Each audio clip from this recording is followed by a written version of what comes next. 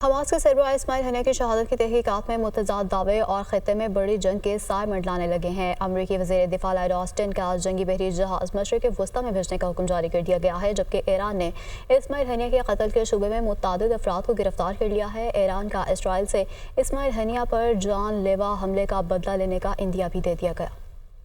Hamas سربراہ اسماعیل ہنیہ کی شہادت پر خطے میں بڑی جنگ کے سائے منڈلانے لگے۔ ایران کے اسرائیل پر حملے کا خطرہ۔ امریکی وزیر دفاع لائیڈ آسٹن نے جنگی بحری جہاز مشرق وسطیٰ میں بھیجنے کا حکم دے دیا۔ امریکی فوج نے زمینی میزائل سسٹم میں بھی اضافہ کر دیا۔ لڑاکا جیٹ طیاروں کا اسکواڈ بھی مشرق وسطیٰ بھیجا جائے گا۔ امریکی اخبار نے دعویٰ کیا ہے کہ ایران نے اسماعیل ہنیہ کے قتل کے شبے میں متعدد افراد کو گرفتار کر لیا۔ گرفتار افراد میں سینئر انٹیلیجنس افسران، فوجی حکام اور عملے کے اراکین شامل ہیں۔ نیو یارک ٹائمز کا کہنا ہے کہ اسماعیل ہنیہ کے زیر استعمال مہمان خانے کے 3 کمروں میں دھماکہ خیز مواد 2 ایرانی سیکیورٹی ایجنٹس کے ذریعے نصب کرایا گیا۔ اسماعیل ہنیہ اسی عمارت میں اکثر قیام کرتے تھے۔ برطانوی اخبار نے رپورٹ کیا ہے کہ اسماعیل ہنیہ کو ایرانی صدر ابراہیم رئیسی کے جنازے میں شرکت کے موقع پر مئی میں قتل کرنے کا بھی منصوبہ تھا۔ ناکامی کے خدشات اور عمارت میں زیادہ لوگ موجود ہونے کے باعث آپریشن نہیں کیا گیا۔ ایرانی آرمی چیف اور قائم مقام وزیر خارجہ محمد باقری کا کہنا ہے کہ اسماعیل ہنیہ کو شہید کر کے ایران کی قومی سلامتی پر حملہ کیا گیا۔ ایران حق دفاع سے کسی صورت پیچھے نہیں ہٹے گا۔ عالمی برادری غزہ میں ظلم روکنے کے لیے اسرائیل پر دباؤ ڈالے۔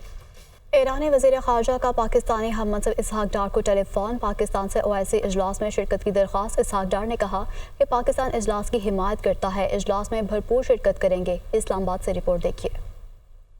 نائب وزیر اعظم اسحاق ڈار کا ایرانی قائم مقام وزیر خارجہ سے ٹیلی فونک رابطہ۔ ایرانی وزیر خارجہ کی پاکستان کو OIC اجلاس میں شرکت کی درخواست۔ اسحاق ڈار کی اجلاس میں شرکت کی یقین دہانی۔ ترجمان دفتر خارجہ کے مطابق ٹیلی فونک گفتگو میں اسحاق ڈار کا کہنا تھا کہ پاکستان OIC کے وزرائے خارجہ کے غیر معمولی اجلاس بلانے کی مکمل حمایت کرتا ہے اور اس اجلاس میں بھرپور شرکت کرے گا۔ اسحاق ڈار نے ایرانی وزیر خارجہ سے گفتگو میں اسماعیل ہنیہ کے قتل پر ایرانی قوم اور قیادت کے ساتھ گہرے رنج و غم کا اظہار کیا۔ اسحاق ڈار نے ایرانی وزیر خارجہ کو آگاہ کیا کہ وزیر اعظم پاکستان نے اسماعیل ہنیہ شہید کے بہیمانہ قتل کی شدید مذمت کی، جبکہ پاکستان کی قومی اسمبلی نے اسماعیل ہنیہ کے قتل کے خلاف متفقہ قرارداد بھی منظور کی۔ Welcome back. بریک کے بعد آپ کو بتائیں کہ سپریم کورٹ کے PTI کو مخصوص نشستیں ملنے کے فیصلے پر جسٹس امین الدین خان اور جسٹس نعیم اختر افغان نے اختلافی نوٹ جاری کر دیا ہے۔ اختلافی نوٹ میں کہا گیا ہے کہ PTI موجودہ کیس میں فریق نہیں تھی۔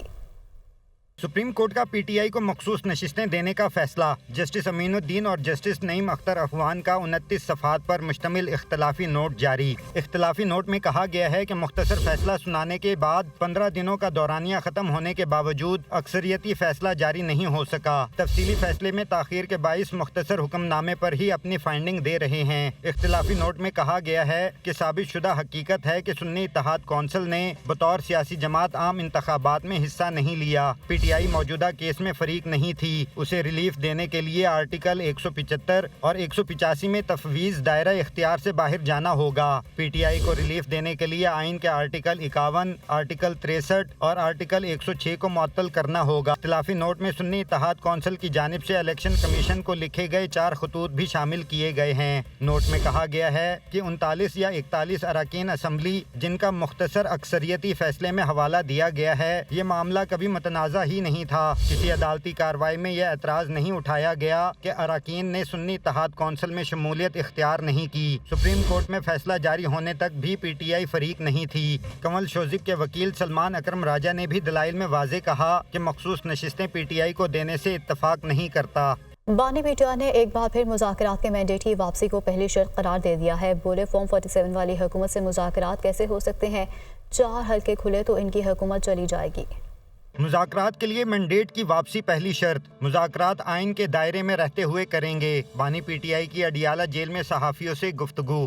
بانی PTI کا کہنا تھا کہ اس حکومت سے کیا مذاکرات کروں، 4 حلقے کھلنے سے جن کی حکومت ختم ہو جائے گی۔ انہوں نے کہا کہ میں نے محمود خان اچکزئی کو صرف سیاسی جماعتوں سے مذاکرات کا کہا تھا۔ بولے سب سے بڑا یو ٹرن وہ ہے جس نے ووٹ کو عزت دو کا نعرہ لگایا اور بوٹ کو عزت دے دی۔ بانی PTI نے شیر افضل مروت کو پارٹی سے نکالنے کے سوال کا جواب دینے سے گریز کیا۔ خیبر پختونخوا حکومت کی جانب سے 9 مئی کے واقعات کی انکوائری کے لیے جوڈیشل کمیشن بنانے کے لیے خط پشاور ہائی کورٹ کو موصول ہو گیا ہے۔ یہ رپورٹ دیکھیے۔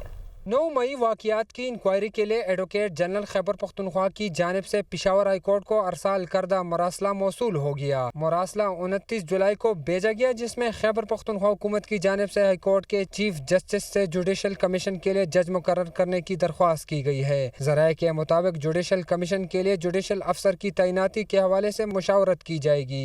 खैबर पख्तूनख्वा काबीना ने 9 मई वाक़ियात की तहकीकात के लिए जुडिशल कमीशन बनाने की मंजूरी दी थी।